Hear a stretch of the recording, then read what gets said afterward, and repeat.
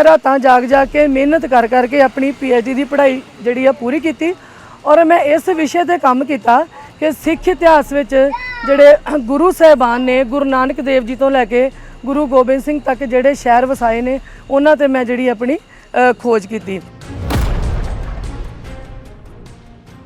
2 MA history Punjabi MPhil PhD ਅਤੇ M.Ed ਦੀ ਜਿਹੜੀ ਆ मैं डिग्री हासिल की हुई है।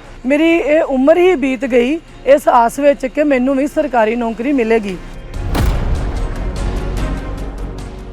जे मैं किते प्राइवेट नौकरी वास्ते भी अपलाई करन जांदी सा ना तो मैनू ये कह के जवाब दिता जांदा सी भी तुसीं 1158 दे विच भर्ती हो, तुहाडा की पता तुसीं कदों चल जाना। कि हाईवे ते ट्रैफिक लगातार इन्नी तेजी ना आ रहा, इधरले पासे कीड़े मकोड़े सानू कटदे ने, कोई किसी किस्म की सुविधा नहीं हैगी। एक सिक्ख्या मंत्री का कहना एक बहुत ही शर्म महसूस होंदी आ, डिपार्टमेंट होवे सिक्ख्या का एक कहण कि मैं कुछ नहीं कर सकता, तुसीं धरना लाउणा ते ला लो, मैं कुछ नहीं कर सकता। मैं पूछना चाहुंदी आ क्यों फिर लिख लिया तुसीं सिक्ख्या का डिपार्टमेंट।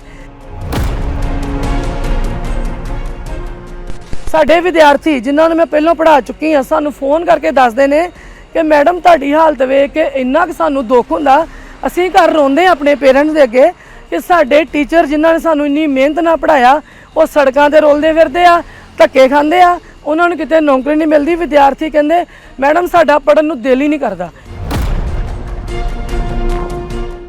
बड़ी शर्म की गल पंजाब पुलिस वास्ते कि औरतां नूं जिहड़ा पुलिस जेंट्स ने कुटिया और ये बहुत ही एक माड़ी गल जिहड़ी आ, ये हर पंजाब वासी का दिल दुखना चाहिए है सुन के कि किस तरह साडे नाल बीतिया। फिर सानू 12 बजे तक थाने च रखा गया, असीं लाठियां खाइए, सड़कों ते रुलीए और जो साडे सुपने पूरे होए ने असीं उन्हां नूं साकार ही ना कर सकीए। मैं तो अपने संबंधी सोच लिया की सोचा कि उमरां बीत गईयां सरकारी नौकरी दियां उड़ीकां नूं, जे अज मिली आ तां भुगत रही आ कचहरी दियां तरीकां नूं।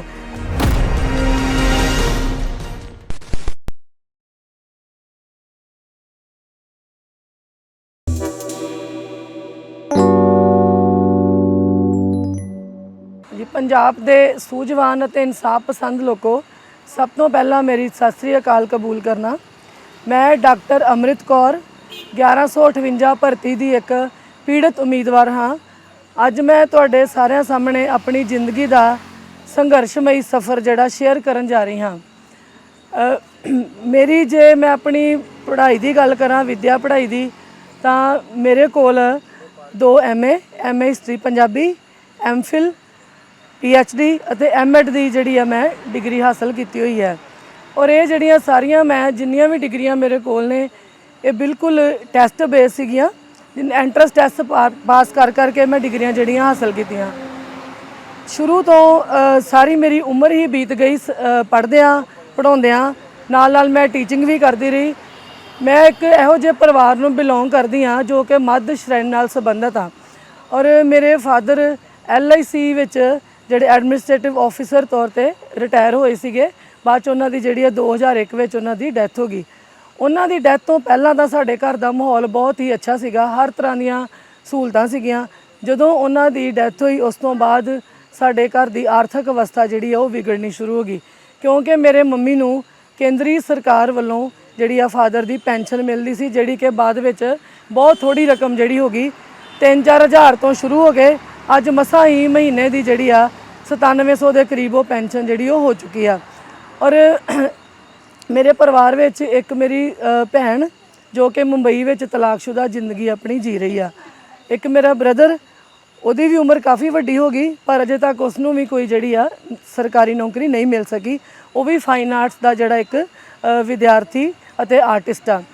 सो इस तरह मैं अपने परिवार विच फादर की डैथ तो बाद एक बहुत ही औखा समा जिहड़ा वो देखा और मेरी ये उम्र ही बीत गई इस आस विच कि मैनू भी सरकारी नौकरी मिलेगी। B.Ed करन तो बाद मेरिया बहुत सारिया मेरिया सहेलियां नूं सरकारी नौकरी मिल गई तो मैं फिर भी वांझी रह गई। मैं बहुत ही ट्राई किया कि मैनू गौरमेंट जॉब मिल जाए। तुसीं सारे जानते हो कि सरकारी नौकरी की एक अपनी ही वैल्यू होंदी आ, ਉਡੀਕਾਂ ਕਰਦੀ ਰਹਿ ਗਈ, ਪਰ ਮੈਂ ਆਪਣਾ ਜਿਹੜਾ ਸੰਘਰਸ਼ ਨਹੀਂ ਛੱਡਿਆ। ਮਿਹਨਤ ਕਰਨ ਦਾ, ਮੈਨੂੰ ਪੜ੍ਹਨ ਦਾ ਅਤੇ ਪੜ੍ਹਾਉਣ ਦਾ ਬੜਾ ਹੀ ਸ਼ੌਂਕ ਹੈਗਾ। ਇਸ ਕਰਕੇ ਜਿਹੜਾ ਮੈਂ ਇਹ ਆਪਣਾ ਸੰਘਰਸ਼ਮਈ ਸਫ਼ਰ ਬਹੁਤ ਸਾਰੀਆਂ ਔਖਾਂ ਸਮੱਸਿਆਵਾਂ ਦੇ ਨਾਲ ਇਸ ਨੂੰ ਬਿਤਾਇਆ ਔਰ ਮਿਹਨਤ ਕਰਦੀ ਗਈ। ਫਿਰ ਇੱਕ ਸਮਾਂ ਉਹ ਆਇਆ ਲਾਈਫ ਦੇ ਵਿੱਚ ਕਿ ਜਿਹੜੀ ਮੇਰੀ ਜ਼ਿੰਦਗੀ ਦਾ ਇੱਕ ਸੁਪਨਾ ਸੀਗਾ ਕਿ ਮੈਂ ਇੱਕ ਡਾਕਟਰ ਬਣਨਾ ਚਾਹੁੰਦੀ ਹਾਂ। ਜਦੋਂ ਮੈਂ ਕਿਤੇ ਯੂਨੀਵਰਸਿਟੀ MA ਹਿਸਟਰੀ ਵਾਸਤੇ ਇੱਕ ਪ੍ਰੋਫੈਸਰ ਕੋ ਕੋਚਿੰਗ ਲੈਣ ਵਾਸਤੇ ਗਈ ਕਿ ਕਿਸ ਤਰੀਕੇ ਨਾਲ ਜਿਹੜੇ ਆ ਅੱਛੇ ਮਾਰਕਸ ਗੇਨ ਕੀਤੇ ਜਾ ਸਕਦੇ ਆ, ਤਾਂ ਉੱਥੇ ਨਾ ਬਾਹਰ ਲੱਗਾ ਹੋਇਆ ਸੀਗਾ ਡਾਕਟਰ ਰਘੁਬੀਰ ਸਿੰਘ, ਮੇਰੇ ਰਿਸਪੈਕਟਡ ਟੀਚਰ, ਜਿਨ੍ਹਾਂ ਮੈਨੂੰ ਗਾਈਡ ਕੀਤਾ। ਔਰ ਮੇਰੇ ਮਨ 'ਚ ਇੱਕ ਇਹੋ ਜਿਹਾ ਇੱਕ ਸੁਪਨਾ ਸੱਜ ਗਿਆ ਕਿ ਕਿਸੇ ਦਿਨ ਮੇਰੇ ਨਾਂ ਦੇ ਨਾਲ ਵੀ ਡਾਕਟਰ ਜਿਹੜਾ ਉਹ ਲੱਗੇਗਾ। ਇਸ ਵਾਸਤੇ ਮੈਂ ਮਿਹਨਤ ਮਸ਼ੱਕਤ ਸ਼ੁਰੂ ਕਰਤੀ। ਆਖਰਕਾਰ ਉਹ ਸਮਾਂ ਆ ਗਿਆ ਕਿ ਮੈਂ ਟੀਚਿੰਗ ਕਰਦੀ ਗੁਰੂ ਨਾਨਕ ਦੇਵ ਯੂਨੀਵਰਸਿਟੀ ਦੇ ਹਿਸਟਰੀ ਡਿਪਾਰਟਮੈਂਟ ਵੱਲੋਂ ਕੰਡਕਟ ਕੀਤਾ MPhil ਦਾ ਐਂਟਰੈਂਸ ਟੈਸਟ ਪਾਸ ਕੀਤਾ ਔਰ ਇੱਕ ਬਾਹਰ ਦੇ ਇੱਕ ਵਿਦਿਆਰਥੀ ਹੋਣ ਦੇ ਨਾਤੇ ਫਿਰ ਹੀ ਮੈਂ ਜਿਹੜਾ 5ਵਾਂ ਰੈਂਕ ਹਾਸਲ ਕੀਤਾ। MPhil ਵਿੱਚ ਐਡਮਿਸ਼ਨ ਮਿਲ ਗਈ ਔਰ ਮੈਨੂੰ ਪ੍ਰੋਫੈਸਰ ਸਾਹਿਬਾਨ ਨੇ ਸਮਝਾਇਆ ਕਿ ਅੰਮ੍ਰਿਤ ਮਿਹਨਤ ਕਰਨੀ ਪਏਗੀ ਤਾਂ ਹੀ ਤੁਸੀਂ ਅੱਗੇ ਜਿਹੜੇ ਜਾ ਸਕੋਗੇ। ਸੋ ਮੈਨੂੰ ਆਪਣਾ ਇੱਕ ਡਾਕਟਰ ਬਣਨ ਦਾ ਸੁਪਨਾ ਸੱਚਾ ਹੁੰਦਾ ਪ੍ਰਤੀਤ ਹੋਣ ਲੱਗ ਪਿਆ। ਤਾਂ ਲੋੜ ਤੋਂ ਵੱਧ ਮਿਹਨਤ ਕੀਤੀ, ਰਾਤਾਂ ਜਾਗ ਕੇ ਪੜ੍ਹਾਈ ਕੀਤੀ। MPhil ਦੀ ਪੜ੍ਹਾਈ ਕੰਪਲੀਟ ਹੋਈ ਔਰ ਮੇਰਾ ਸੁਪਨਾ ਸੀ ਕਿ ਮੇਰੇ ਨਾਮ ਦੇ ਨਾਲ ਡਾਕਟਰ ਸ਼ਬਦ ਲੱਗੇ ਕਿ ਡਾਕਟਰ ਆਫ ਫਿਲਾਸਫੀ ਬਣਾ ਔਰ ਮੈਂ ਇੱਕ ਪ੍ਰੋਫੈਸਰ ਦੇ ਤੌਰ ਤੇ ਜਿਹੜਾ ਇਸ ਦੁਨੀਆ ਵਿੱਚ ਆਪਣੀ ਇੱਕ ਪਹਿਚਾਣ ਬਣਾਵਾਂ। ਤਾਂ ਦੇਖੋ ਮੇਰਾ ਉਹ ਵੀ ਸੁਪਨਾ ਪੂਰਾ ਹੋ ਗਿਆ। ਮੇਰੇ ਜਿਹੜੇ ਗਾਈਡ, ਜਿਨ੍ਹਾਂ ਦਾ ਮੈਂ ਨਾਮ ਲੈਣਾ ਚਾਹਾਂਗੀ, ਡਾਕਟਰ ਸੁਲੱਖਣ ਸਿੰਘ, ਜਿਨ੍ਹਾਂ ਦੀ ਯੋਗ ਅਗਵਾਈ ਦੇ ਅੰਡਰ ਫਿਰ ਮੈਂ ਜਿਹੜਾ PhD ਦਾ ਐਂਟਰੈਂਸ ਟੈਸਟ ਪਾਸ ਕੀਤਾ, ਜਿਸ ਦਾ ਸਾਰਾ ਸਿਲੇਬਸ UGC ਨੈਟ ਦੇ ਸਿਲੇਬਸ ਦੇ ਬਰਾਬਰ ਸੀਗਾ। ਇਹ ਟੈਸਟ ਮੈਂ ਪਹਿਲੇ ਨੰਬਰ ਤੇ ਇਸ ਟੈਸਟ ਦੇ ਵਿੱਚ ਮੇਰਾ ਨਾਮ ਆਇਆ। ਤਾਂ ਬੜੀ ਖੁਸ਼ੀ ਹੋਈ ਮਨ ਨੂੰ ਕਿ ਮੈਂ ਹੁਣ PhD ਕਰਕੇ ਤੇ ਡਾਕਟਰ ਜਿਹੜਾ ਬਣ ਜਾਵਾਂਗੀ। ਸੋ PhD ਮੇਰੀ ਸ਼ੁਰੂ ਹੋ ਗਈ ਔਰ ਜਿਸ ਤਰ੍ਹਾਂ ਮੈਨੂੰ ਪ੍ਰੋਫੈਸਰ ਨੇ ਸਿਖਾਇਆ, ਸਮਝਾਇਆ, ਉਹਨਾਂ ਦੀ ਲੋੜ ਤੋਂ ਵੀ ਵੱਧ ਮੈਂ ਰਾਤਾਂ ਜਾਗ ਕੇ ਮਿਹਨਤ ਕਰਕੇ ਆਪਣੀ PhD ਦੀ ਪੜ੍ਹਾਈ ਜਿਹੜੀ ਆ ਪੂਰੀ ਕੀਤੀ। ਔਰ ਮੈਂ ਇਸ ਵਿਸ਼ੇ 'ਤੇ ਕੰਮ ਕੀਤਾ ਕਿ ਸਿੱਖ ਇਤਿਹਾਸ ਵਿੱਚ ਜਿਹੜੇ ਗੁਰੂ ਸਾਹਿਬਾਨ ਨੇ, ਗੁਰੂ ਨਾਨਕ ਦੇਵ ਜੀ ਤੋਂ ਲੈ ਕੇ ਗੁਰੂ ਗੋਬਿੰਦ ਸਿੰਘ ਤੱਕ ਜਿਹੜੇ ਸ਼ਹਿਰ ਵਸਾਏ ਨੇ, ਉਹਨਾਂ 'ਤੇ ਮੈਂ ਜਿਹੜੀ ਆਪਣੀ ਖੋਜ ਕੀਤੀ। ਸੋ ਬੜਾ ਹੀ ਇੱਕ ਚੁਣੌਤੀਪੂਰਨ ਵਿਸ਼ਾ ਸੀਗਾ ਔਰ ਇਸ ਨੂੰ ਬਹੁਤ ਹੀ ਜਿਹੜਾ ਮਿਹਨਤ ਨਾਲ ਮੈਂ ਕੰਪਲੀਟ ਕੀਤਾ। ਸੋ ਆਖਰਕਾਰ ਉਹ ਦਿਨ ਆ ਗਿਆ ਜਿਸ ਦਿਨ ਕਿ ਮੈਨੂੰ ਜਿਹੜਾ PhD ਦੀ ਡਿਗਰੀ ਮਿਲ ਗਈ। 31 ਮਈ 2018 PhD ਡਿਗਰੀ ਮਿਲ ਗਈ, ਮੇਰੇ ਨਾਮ ਦੇ ਨਾਲ ਡਾਕਟਰ ਸ਼ਬਦ ਜੁੜ ਗਿਆ। ਸੋ ਇਸ ਮੇਰੇ ਸੰਘਰਸ਼ ਦੇ ਵਿੱਚ ਨਾਲ ਮੇਰੀ ਉਮਰ ਵੀ ਬੀਤਦੀ ਗਈ ਔਰ ਮੈਂ ਓਵਰ ਏਜ ਵਿੱਚ ਜਿਹੜਾ ਐਂਟਰ ਕਰਨਾ ਸ਼ੁਰੂ ਕਰ ਦਿੱਤਾ। ਇਸੇ ਤਰ੍ਹਾਂ ਮੈਂ ਸਾਰੀ ਉਮੀਦ ਹੀ ਉਤਾਰ ਦਿੱਤੀ ਸੀ ਕਿ ਮੈਨੂੰ ਸਰਕਾਰੀ ਨੌਕਰੀ ਕਿਤੇ ਮਿਲੇਗੀ, ਕਿਉਂਕਿ ਓਵਰ ਏਜ ਹੋਣ ਦੇ ਕਾਰਨ ਮੈਨੂੰ ਸਰਕਾਰੀ ਨੌਕਰੀ ਮਿਲਣ 'ਚ ਬੜੀਆਂ ਦਿੱਕਤਾਂ ਆਉਣ ਵਾਲੀਆਂ ਸੀਗੀਆਂ। ਫਿਰ ਇੱਕ ਆਸ ਦੀ ਕਿਰਨ ਜਾਗੀ ਜਦੋਂ ਅਕਤੂਬਰ 2021 ਵਿੱਚ 1158 ਭਰਤੀ ਦਾ ਇਸ਼ਤਿਹਾਰ ਦੇਖਿਆ। ਤਾਂ ਮੈਨੂੰ ਇਸ ਤਰ੍ਹਾਂ ਦਾ ਲੱਗਾ ਕਿ ਮੈਂ ਤਾਂ ਇਸ ਵਾਸਤੇ ਅਪਲਾਈ ਹੀ ਨਹੀਂ ਕਰ ਸਕਦੀ। ਪਰ ਮੈਂ ਧੰਨਵਾਦੀ ਹੋਣਾ ਚਾਹਾਂਗੀ ਸਰਕਾਰੀ ਕਾਲਜ ਬਚਾਓ ਮੰਚ ਦਾ, ਜਿਨ੍ਹਾਂ ਨੇ ਜਿਹੜਾ ਏਜ ਦੇ ਬਾਰੇ ਅਪੀਲਾਂ ਕਰਕੇ ਸਰਕਾਰ ਦੇ ਅੱਗੇ, ਉਸ ਸਮੇਂ ਕਾਂਗਰਸ ਦੀ ਸਰਕਾਰ ਸੀ, ਤਾਂ ਜਿਹੜਾ ਇਸ ਨੂੰ ਕਰੈਕਟ ਕਰਵਾਇਆ ਔਰ ਏਜ ਜਿਹੜੀ ਆ ਉਹ ਵਧਾ ਦਿੱਤੀ ਗਈ। ਮੈਂ OBC ਕੈਟਾਗਰੀ ਵਿੱਚ ਹੋਣ ਕਰਕੇ ਉਸ 5 ਸਾਲ ਦੀ ਰਿਲੈਕਸੇਸ਼ਨ ਨੂੰ ਜਿਹੜਾ ਅਵੇਲ ਕੀਤਾ ਤੇ ਮੈਨੂੰ ਇਸ ਭਰਤੀ ਵਿੱਚ ਆਉਣ ਦਾ ਮੌਕਾ ਮਿਲਿਆ। ਔਰ ਇਹ ਜਿਹੜਾ ਟੈਸਟ ਸੀਗਾ, ਇਸ ਦਾ ਸਿਲੇਬਸ ਬਿਲਕੁਲ UGC ਨੈਟ ਦਾ ਹੀ ਹਿਸਟਰੀ ਦਾ ਸਿਲੇਬਸ ਸੀਗਾ। ਮੈਂ ਸਬਜੈਕਟ ਹਿਸਟਰੀ ਵਿੱਚ ਇਸ ਟੈਸਟ ਨੂੰ ਕਰੈਕ ਕੀਤਾ। ਸੋ ਕਰੈਕ ਨਹੀਂ ਕੀਤਾ, ਉਸ ਪਰਮਾਤਮਾ ਦੀ ਬਖਸ਼ਿਸ਼ ਦੇ ਨਾਲ, ਆਪਣੇ ਅਧਿਆਪਕਾਂ ਦੀ ਕਰਾਈ ਮਿਹਨਤ ਦੇ ਸਦਕਾ ਮੈਂ ਉਸ ਟੈਸਟ ਨੂੰ ਆਪਣੀ ਕੈਟਾਗਰੀ ਵਿੱਚ ਪਹਿਲੇ ਨੰਬਰ ਤੇ ਪਾਸ ਕੀਤਾ। 100 ਵਿੱਚੋਂ 67 ਨੰਬਰ ਜਿਹੜੇ ਮੇਰੇ ਇਸ ਟੈਸਟ ਵਿੱਚੋਂ ਆਏ। ਖੁਸ਼ੀ ਦੀ ਕੋਈ ਹੱਦ ਨਾ ਰਹੀ। ਮੇਰੀ ਜਿਹੜੀ ਉਮਰ ਬੀਤ ਗਈ ਸੀ ਇਸ ਉਡੀਕ ਦੇ ਵਿੱਚ ਕਿ ਮੈਨੂੰ ਸਰਕਾਰੀ ਨੌਕਰੀ ਮਿਲੇਗੀ, ਤਾਂ ਆਖਰਕਾਰ ਮੇਰਾ ਸੁਪਨਾ ਜਿਹੜਾ ਮੈਨੂੰ ਪੂਰਾ ਹੁੰਦਾ ਨਜ਼ਰ ਆਇਆ। ਔਰ ਜਦੋਂ ਮੈਂ ਟੈਸਟ ਵਿੱਚੋਂ ਆਪਣੇ ਜਿਹੜੇ ਮਾਰਕਸ ਦੇਖੇ ਤਾਂ ਮੈਨੂੰ ਇਹ ਲੱਗਾ ਕਿ ਕੱਟ ਆਫ ਵਿੱਚ ਵੀ ਮੇਰਾ ਨਾਮ ਆ ਹੀ ਜਾਏਗਾ। ਸੋ ਕੱਟ ਆਫ ਵਿੱਚ ਮੇਰਾ ਨਾਮ ਆ ਗਿਆ। ਫਿਰ ਉਹ ਦਿਨ ਆਇਆ 3 ਦਸੰਬਰ 2021 ਕਿ ਜਿਹੜਾ ਸਾਨੂੰ ਇਹ ਜੁਆਇਨਿੰਗ ਲੈਟਰ ਦੇਣ ਵਾਸਤੇ ਚੰਡੀਗੜ੍ਹ ਬੁਲਾਇਆ ਗਿਆ। ਤਾਂ ਨਾਲ ਜਦੋਂ ਜੁਆਇਨਿੰਗ ਲੈਟਰਸ ਮਿਲੀਆਂ ਤਾਂ ਸਾਡੀ DPI ਹਾਜ਼ਰੀ ਵੀ ਲਵਾਈ ਗਈ। ਤਾਂ ਸਾਨੂੰ ਇਹ ਆਖਿਆ ਗਿਆ ਕਿ ਤੁਸੀਂ ਆਪਣੀਆਂ ਪਹਿਲੀਆਂ ਜਿਹੜੀਆਂ ਨੌਕਰੀਆਂ ਉਹਨਾਂ ਤੋਂ ਤੁਸੀਂ ਅਸਤੀਫੇ ਦੇ ਦਿਓ, ਕਿਉਂਕਿ ਤੁਸੀਂ ਹੁਣ ਸਰਕਾਰੀ ਮੁਲਾਜ਼ਮ ਬਣ ਗਏ ਹੋ ਤੇ ਤੁਹਾਡੀ ਅੱਜ ਤੋਂ ਜਿਹੜੀ ਆ ਸੈਲਰੀ ਵੀ ਪੈਣੀ ਸ਼ੁਰੂ ਹੋ ਜਾਏਗੀ। ਸੋ ਸਰਕਾਰ ਦੇ ਮਗਰ ਲੱਗ ਕੇ ਜਿਹੜਾ ਮੈਂ ਆਪਣੀ ਪਹਿਲੀ ਨੌਕਰੀ, ਜੋ ਕਿ ਮੈਂ ਗੁਰੂ ਨਾਨਕ ਦੇਵ ਯੂਨੀਵਰਸਿਟੀ ਦੇ ਇੱਕ ਰੀਜਨਲ ਕੈਂਪਸ ਵਿੱਚ ਕਰਦੀ ਸੀਗੀ ਫੱਤੂ ਢਿੰਗਾ ਜ਼ਿਲ੍ਹਾ ਕਪੂਰਥਲਾ। ਤਾਂ ਉਹ ਮੈਂ ਨੌਕਰੀ ਤੋਂ ਜਿਹੜਾ ਤਿਆਗ ਪੱਤਰ ਦੇ ਦਿੱਤਾ। ਇੰਨਾ ਹੀ ਨਹੀਂ, ਇਸ ਭਰਤੀ ਦੇ ਕਾਰਨ ਮੈਂ ਇੱਕ ਰੈਗੂਲਰ ਜੌਬ ਦੀ ਇੰਟਰਵਿਊ ਉੱਥੇ ਵੀ ਇਨਕਾਰ ਕਰ ਦਿੱਤਾ ਕਿ ਮੈਨੂੰ ਸਰਕਾਰੀ ਨੌਕਰੀ ਮਿਲ ਗਈ ਆ, ਹੁਣ ਮੈਨੂੰ ਪ੍ਰਾਈਵੇਟ ਨੌਕਰੀ ਦੀ ਕੋਈ ਜ਼ਰੂਰਤ ਨਹੀਂ ਹੈਗੀ। ਸੋ ਮੈਨੂੰ ਪਤਾ ਨਹੀਂ ਸੀਗਾ ਕਿ 3 ਤਰੀਕ ਵਾਲੇ ਦਿਨ ਹੀ ਜਦੋਂ ਅਸੀਂ ਆਪਣੀਆਂ ਜੁਆਇਨਿੰਗ ਲੈਟਰਸ ਵਾਪਸ ਲੈ ਕੇ ਆ ਰਹੇ ਸੀਗੇ, ਉਸ ਦਿਨ ਹੀ ਮੇਰੀ ਇਸ ਖੁਸ਼ੀ ਨੂੰ ਗ੍ਰਹਿਣ ਲੱਗ ਗਿਆ। ਗ੍ਰਹਿਣ ਕਿਸ ਤਰ੍ਹਾਂ ਲੱਗਾ ਕਿ ਖਬਰ ਆ ਜਾਂਦੀ ਆ ਕਿ 1158 ਭਰਤੀ ਉੱਪਰ ਸਟੇ ਲੱਗ ਗਿਆ। ਸੋ ਤਰੀਕਾਂ ਪੈਣੀਆਂ ਸ਼ੁਰੂ ਹੋ ਗਈਆਂ। ਮੇਰੀ ਆਪਣੀ ਹਾਲਤ ਇਸ ਤਰ੍ਹਾਂ ਦੀ ਹੋ ਗਈ ਕਿ ਮੈਂ ਇਧਰੋਂ ਵੀ ਗਈ ਤੇ ਉਧਰੋਂ ਵੀ ਗਈ। ਪ੍ਰਾਈਵੇਟ ਨੌਕਰੀ ਵੀ ਮੇਰੀ ਛੁੱਟ ਗਈ। ਇਧਰੋਂ ਸਰਕਾਰ ਨੇ ਜਿਹੜਾ ਇਹ ਕਹਿਤਾ ਕਿ ਤੁਹਾਨੂੰ ਜਿਹੜਾ ਨੌਕਰੀ ਹੁਣ ਸਰਕਾਰੀ ਮਿਲ ਗਈ ਆ ਤੇ ਪ੍ਰਾਈਵੇਟ ਕਰਨ ਦੀ ਜ਼ਰੂਰਤ ਨਹੀਂ ਆ। ਇਹ ਵੀ ਮੇਰੀ ਜਿਹੜੀ ਆ ਮੇਰਾ ਇੱਕ ਕਿਸਮ ਦਾ ਆਰਥਿਕ ਸਾਧਨ ਹੀ ਖਤਮ ਹੋ ਗਿਆ ਤੇ ਸਾਡੇ ਘਰ ਦਾ ਗੁਜ਼ਾਰਾ ਮੇਰੇ ਮਦਰ ਦੀ ਪੈਨਸ਼ਨ ਤੇ ਹੀ ਚੱਲਣ ਲੱਗ ਪਿਆ। ਜੇ ਮੈਂ ਆਪਣੀ ਯੂਨੀਵਰਸਿਟੀ ਪੜ੍ਹਾਈ ਦੀ ਗੱਲ ਕਰਾਂ, ਉਹ ਵੀ ਪੜ੍ਹਾਈ ਮੈਂ ਆਪਣੀ ਮਦਰ ਦੇ ਵਿਡੋ ਸਰਟੀਫਿਕੇਟ ਦੇ ਬਣਨ ਦੇ ਸਹਾਰੇ ਜਿਹੜੀ ਕੀਤੀ। ਬਾਅਦ ਵਿੱਚ ਮੈਨੂੰ ਮੌਲਾਨਾ ਆਜ਼ਾਦ ਨੈਸ਼ਨਲ ਫੈਲੋਸ਼ਿਪ ਮਿਲ ਗਈ, ਜਿਸ ਦੇ ਬੇਸ ਤੇ ਮੈਂ ਆਪਣੀ PhD ਦੀ ਪੜ੍ਹਾਈ ਜਿਹੜੀ ਉਹ ਪੂਰੀ ਕੀਤੀ। ਇਸ ਤਰ੍ਹਾਂ ਸਾਡੇ ਜਿਹੜਾ ਪਰਿਵਾਰ ਨੇ ਆਰਥਿਕ ਤੰਗੀਆਂ ਦਾ ਸਾਹਮਣਾ ਸ਼ੁਰੂ ਕਰਤਾ ਔਰ ਇਹ ਭਰਤੀ ਜਿਹੜੀ ਆ ਸਿਰੇ ਚੜ੍ਹਨ ਦੀ ਬਜਾਏ, ਭਾਵੇਂ ਕਿ ਇਸ ਨੂੰ ਕਾਂਗਰਸ ਸਰਕਾਰ ਨੇ ਜਿਹੜਾ ਇਸ ਭਰਤੀ ਦੇ ਇਸ਼ਤਿਹਾਰ ਕੱਢੇ ਸੀ, ਭਰਤੀ ਕੀਤੀ, ਪਰ ਬਾਅਦ ਵਿੱਚ ਇਸ ਤਰ੍ਹਾਂ ਦਾ ਸਮਾਂ ਆਇਆ ਕਿ ਚੋਣਾਂ ਦਾ ਸਮਾਂ ਆ ਗਿਆ ਤਾਂ ਕਾਂਗਰਸ ਪਾਰਟੀ ਦੀ ਜਗ੍ਹਾ ਤੇ ਪੰਜਾਬ ਵਿੱਚ ਆਮ ਆਦਮੀ ਪਾਰਟੀ ਦੀ ਸਰਕਾਰ ਬਣ ਗਈ। ਪਹਿਲਾਂ ਬਹੁਤ ਸਾਰੇ ਵਾਅਦੇ ਕੀਤੇ ਗਏ ਕਿ ਸਿੱਖਿਆ ਦੇ ਸੰਬੰਧੀ ਬਹੁਤ ਸਾਰੇ ਸੁਧਾਰ ਕੀਤੇ ਜਾਣਗੇ, ਪੰਜਾਬ ਨੂੰ ਦਿੱਲੀ ਵਾਲਾ ਮਾਡਲ ਬਣਾਵਾਂਗੇ, ਤਾਂ ਹਰ ਤਰ੍ਹਾਂ ਦੀ ਸਿੱਖਿਆ ਜਿਹੜੀ ਆ ਉਹ ਪੰਜਾਬ ਦੇ ਵਿੱਚ ਜਿਹੜੀ ਉਹ ਵਿਕਸਿਤ ਕੀਤੀ ਜਾਏਗੀ। ਸਾਡੇ ਮੁੱਖ ਮੰਤਰੀ ਭਗਵੰਤ ਸਿੰਘ ਮਾਨ, ਉਹਨਾਂ ਦਾ ਚੋਣਾਂ ਤੋਂ ਪਹਿਲਾਂ ਦਾਅਵਾ ਸੀਗਾ ਕਿ ਸਿੱਖਿਆ ਜਿਹੜੀ ਆ ਉਹ ਸਰਕਾਰ ਦੇ ਇੱਕ ਅਹਿਮ ਵਿਸ਼ਿਆਂ ਵਿੱਚੋਂ ਇੱਕ ਵਿਸ਼ਾ ਹੋਏਗਾ। ਔਰ ਫਿਰ ਇਸੇ ਸਰਕਾਰ ਦੇ ਸਮੇਂ 8 ਅਗਸਤ 2022 ਵਿੱਚ ਇਹ ਜਿਹੜੀ ਭਰਤੀ ਆ ਮਾਣਯੋਗ ਹਾਈ ਕੋਰਟ ਵੱਲੋਂ ਰੱਦ ਕਰ ਦਿੱਤੀ ਗਈ। ਮੇਰੇ ਸਿਰ ਤੇ ਦੁੱਖਾਂ ਦਾ ਇੱਕ ਕਿਸਮ ਦਾ ਪਹਾੜ ਹੀ ਟੁੱਟ ਗਿਆ। ਭਰਤੀ ਵੀ ਰੱਦ ਹੋ ਗਈ, ਆਰਥਿਕ ਸਾਧਨ ਕੋਈ ਨਾ ਰਿਹਾ ਔਰ ਘਰ ਦੀ ਹਾਲਤ ਦਿਨੋਂ ਦਿਨ ਇੰਨੀ ਕੁ ਵਿਗੜਦੀ ਗਈ। ਮੇਰੇ ਜਿਹੜੇ ਮਦਰ ਨੇ ਉਹ ਹਾਰਟ ਪੇਸ਼ੈਂਟ ਆ, 3 ਉਹਨਾਂ ਦੀਆਂ ਸਰਜਰੀਜ਼ ਹੋਈਆਂ ਨੇ ਔਰ ਇੰਨੇ ਕੋ ਔਖੇ ਸਮੇਂ 'ਚੋਂ ਸੜਕ ਪੱਖੋਂ ਲੰਘ ਰਹੇ ਨੇ, ਤਾਂ ਉਹਨਾਂ ਦੇ ਇਲਾਜ ਵਾਸਤੇ ਵੀ ਪੈਸੇ ਚਾਹੀਦੇ ਸੀ। ਅਸੀਂ ਫਿਰ ਪੈਸੇ ਅਰੇਂਜ ਕਰਨ ਵਾਸਤੇ ਇੱਧਰੋਂ ਆਪਣੇ ਰਿਸ਼ਤੇਦਾਰਾਂ ਕੋਲੋਂ ਮਿੱਤਰਾਂ ਪਿਆਰਿਆਂ ਕੋਲੋਂ ਪੈਸੇ ਜਿਹੜੇ ਅਰੇਂਜ ਕਰਨੇ ਸ਼ੁਰੂ ਕਰਤੇ। ਸਾਡੇ ਸਿਰ ਤੇ ਜਿਹੜਾ ਕਰਜ਼ਾ ਚੜ੍ਹਨਾ ਸ਼ੁਰੂ ਹੋ ਗਿਆ, ਪਰ ਨੌਕਰੀ ਫਿਰ ਵੀ ਨਾ ਕਿਤੇ ਮਿਲੀ। ਜੇ ਮੈਂ ਕਿਤੇ ਪ੍ਰਾਈਵੇਟ ਨੌਕਰੀ ਵਾਸਤੇ ਵੀ ਅਪਲਾਈ ਕਰਨ ਜਾਂਦੀ ਸਾਂ ਨਾ, ਤਾਂ ਮੈਨੂੰ ਇਹ ਕਹਿ ਕੇ ਜਵਾਬ ਦਿੱਤਾ ਜਾਂਦਾ ਸੀ ਕਿ ਤੁਸੀਂ 1158 ਦੇ ਵਿੱਚ ਭਰਤੀ ਹੋ, ਤੁਹਾਡਾ ਕੀ ਪਤਾ ਤੁਸੀਂ ਕਦੋਂ ਚੱਲ ਜਾਣਾ, ਤੁਹਾਡੀ ਭਰਤੀ ਸਿਰੇ ਵੀ ਚੜ੍ਹ ਸਕਦੀ ਆ। ਸੋ ਭਰਤੀ ਸਿਰੇ ਤੇ ਕੋਈ ਨਾ ਚੜੀ।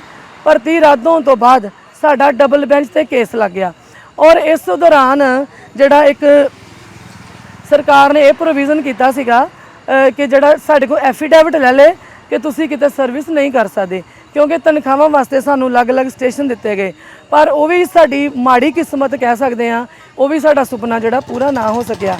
ਸੋ ਸਟੇਸ਼ਨ ਇੱਕ ਮਿਲੇ ਨਾ ਮਿਲੇ ਇੱਕ ਹੀ ਬਰਾਬਰ ਵਾਲਾ ਹਿਸਾਬ ਹੋ ਗਿਆ। ਅਸੀਂ ਹੱਕਦਾਰ ਸੀਗੇ ਕਿਉਂਕਿ ਜੁਆਇਨਿੰਗ ਲੈਟਰ ਸਾਡੇ ਕੋਲ ਆ, ਯੋਗਤਾ ਅਸੀਂ ਪੂਰੀ ਕਰਦੇ ਹਾਂ ਸਾਰੀ, ਪਰ ਫਿਰ ਵੀ ਅੱਜ ਤੁਸੀਂ ਦੇਖ ਰਹੇ ਹੋ ਕਿ ਸੜਕਾਂ ਤੇ ਰੁਲ ਰਹੇ ਆ, ਭਿਖਾਰੀਆਂ ਵਰਗੀ ਸਾਡੀ ਸਥਿਤੀ ਬਣ ਗਈ। ਜੇ ਮੈਂ ਆਪਣੀ ਪਰਸਨਲ ਗੱਲ ਸ਼ੇਅਰ ਕਰਾਂ ਤਾਂ ਅੱਜ ਸਰਕਾਰਾਂ ਦੀਆਂ ਜਿਹੜੀਆਂ ਕੋਝੀਆਂ ਨੀਤੀਆਂ ਕਾਰਨ ਮੇਰੇ ਸਿਰ ਤੇ 50,000 ਦਾ ਕਰਜ਼ਾ ਜਿਹੜਾ ਉਹ ਚੜ੍ਹ ਚੁੱਕਾ। ਸੋ ਮੈਂ ਇਹ ਪੁੱਛਣਾ ਚਾਹੁੰਦੀ ਹਾਂ ਮੁੱਖ ਮੰਤਰੀ ਸਾਹਿਬ ਨੂੰ, ਸਿੱਖਿਆ ਮੰਤਰੀ ਨੂੰ, ਕਿ ਸਾਡਾ ਕਰਜ਼ਾ ਕੌਣ ਲਾਏਗਾ? ਦਿਨੋਂ ਦਿਨ ਅਸੀਂ ਕਰਜ਼ਾਈ ਹੁੰਦੇ ਜਾਣਾ, ਸਾਡੇ ਕੋਲ ਆਮਦਨ ਦਾ ਕੋਈ ਸਾਧਨ ਨਹੀਂ ਰਿਹਾ। ਪਿਛਲੀਆਂ ਨੌਕਰੀਆਂ ਵੀ ਛੁੱਟ ਗਈਆਂ ਔਰ ਇਹ ਵਾਲੀ ਸਾਨੂੰ ਮਿਲੀ ਨਹੀਂ ਆ ਔਰ ਸਾਡਾ ਹਾਲ ਤੁਸੀਂ ਦੇਖ ਲਓ ਕਿ ਇੰਨਾ ਹਾਈ ਕੁਆਲੀਫਾਈਡ ਹੋ ਕੇ ਅੱਜ ਅਸੀਂ ਜਿਹੜਾ ਗੰਭੀਰਪੁਰ ਦੀਆਂ ਸੜਕਾਂ ਤੇ ਰੋਲ ਰਹੇ ਹਾਂ। ਜ਼ਿੰਦਗੀ 'ਚ ਪਹਿਲੀ ਵਾਰ ਸੜਕਾਂ ਤੇ ਸੌਣਾ ਪੈ ਰਿਹਾ। ਇੰਨੇ ਰਿਸਕੀ ਜ਼ੋਨ ਵਿੱਚ ਅਸੀਂ ਬੈਠੇ ਹਾਂ ਕਿ ਹਾਈਵੇ ਤੇ ਟ੍ਰੈਫਿਕ ਲਗਾਤਾਰ ਇੰਨੀ ਤੇਜ਼ੀ ਨਾਲ ਆ ਰਿਹਾ, ਇਧਰਲੇ ਪਾਸੇ ਕੀੜੇ ਮਕੌੜੇ ਸਾਨੂੰ ਕੱਟਦੇ ਨੇ, ਕੋਈ ਕਿਸੇ ਕਿਸਮ ਦੀ ਸੁਵਿਧਾ ਨਹੀਂ ਹੈਗੀ। ਜਦੋਂ ਸਾਡੀ 31 ਅਗਸਤ ਨੂੰ ਸਾਡੇ ਫਰੰਟ ਦੀ ਹਰਜੋਤ ਬੈਂਸ ਸਾਹਮਣੇ ਮੀਟਿੰਗ ਹੁੰਦੀ ਆ ਤਾਂ ਕਿਹਾ ਜਾਂਦਾ, ਇੱਕ ਸਿੱਖਿਆ ਮੰਤਰੀ ਦਾ ਕਹਿਣਾ ਇੱਕ ਬਹੁਤ ਹੀ ਸ਼ਰਮ ਮਹਿਸੂਸ ਹੁੰਦੀ ਆ, ਡਿਪਾਰਟਮੈਂਟ ਹੋਵੇ ਸਿੱਖਿਆ ਦਾ, ਇਹ ਕਹਿਣ ਕਿ ਮੈਂ ਕੁਛ ਨਹੀਂ ਕਰ ਸਕਦਾ, ਤੁਸੀਂ ਧਰਨਾ ਲਾਉਣਾ ਤੇ ਲਾ ਲਓ, ਮੈਂ ਕੁਛ ਨਹੀਂ ਕਰ ਸਕਦਾ। ਮੈਂ ਪੁੱਛਣਾ ਚਾਹੁੰਦੀ ਆ ਕਿਉਂ ਫਿਰ ਲਿਆ ਤੁਸੀਂ ਸਿੱਖਿਆ ਦਾ ਡਿਪਾਰਟਮੈਂਟ? ਕਿ ਤੁਸੀਂ ਸਕੂਲਾਂ ਨੂੰ ਵਿਕਾਸ ਸਕੂਲਾਂ ਦਾ ਕਰਨ ਵਾਸਤੇ ਹੀ ਸਿੱਖਿਆ ਲਈ ਆ ਕਿ ਤੁਸੀਂ ਆ ਪਿੱਛੇ ਰੀਸੈਂਟਲੀ ਸਕੂਲ ਆਫ ਐਮੀਨੈਂਸ ਦਾ ਉਦਘਾਟਨ ਕਰ ਰਹੇ ਹੋ? ਉਚੇਰੀ ਸਿੱਖਿਆ ਕਿੱਥੇ ਜਾਊਗੀ? ਪੰਜਾਬ ਦੇ ਸਰਕਾਰੀ ਕਾਲਜ ਮਰਦੇ ਪਏ ਆ। ਪੰਜਾਬ ਦਾ ਜਿਹੜਾ ਅਧਿਆਪਕ ਵਰਗ ਉਚੇਰੀ ਸਿੱਖਿਆ ਪ੍ਰਾਪਤ ਯੋਗਤਾ ਪ੍ਰਾਪਤ ਅਧਿਆਪਕ ਵਰਗ ਸੜਕਾਂ ਤੇ ਰੁਲ ਰਿਹਾ।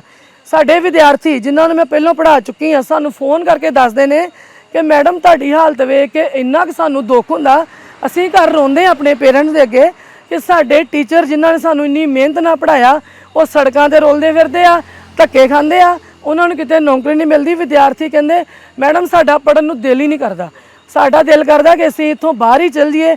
ਇਹ ਸਰਕਾਰਾਂ ਜਿਹੜੀਆਂ ਸਾਰੀਆਂ ਨਕੰਮੀਆਂ ਨੇ। ਦੇਖੋ ਆਮ ਆਦਮੀ ਪਾਰਟੀ ਨੂੰ ਲੋਕਾਂ ਨੇ ਚੁਣਿਆ, ਕਿਉਂ ਚੁਣਿਆ? ਕਿਉਂਕਿ ਪਿਛਲੀਆਂ ਸਰਕਾਰਾਂ ਤੋਂ ਪੰਜਾਬ ਦੇ ਲੋਕ ਬਹੁਤ ਹੀ ਤੰਗ ਸੀਗੇ ਕਿ ਇਹਨਾਂ ਸਰਕਾਰਾਂ ਨੇ ਕੁਝ ਨਹੀਂ ਕੀਤਾ।